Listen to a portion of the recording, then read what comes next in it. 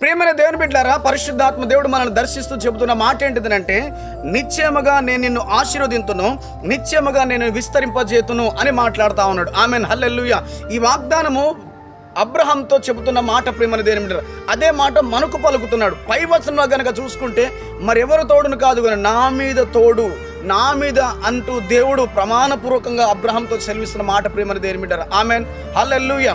ప్రియమైన దేవుని బిడ్డలారా, నిన్ను కూడా దేవుడు ఆ రకంగా విస్తరింపజేస్తూ నిన్ను దీవిస్తాను, ఆశీర్వదిస్తానని వాగ్దానం చేస్తా ఉన్నాడు. ఆమెన్, హల్లెలూయా.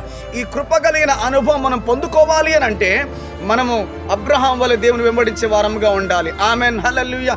ప్రియమైన దేవుని బిడ్డ విస్తరింపజేస్తాడంట. ఆమెన్. విస్తరింపడంటే నువ్వు ఒక దగ్గర ఉండడం కాదు, నీ కొరకైన సాక్ష్యము అనేక ప్రాంతాలు, పట్టణ, దేశ, ప్రపంచమంతా కూడా సాక్షి అని ఉండబోతున్నావని దేవుడు నీకు వాగ్దానం చేస్తా ఉన్నాడు. ఆమెన్, హల్లెలూయా. చెవిగలవాడు ఆత్మ చెప్పుచున్న సంగతి గ్రహించునుగాక. ఆమెన్.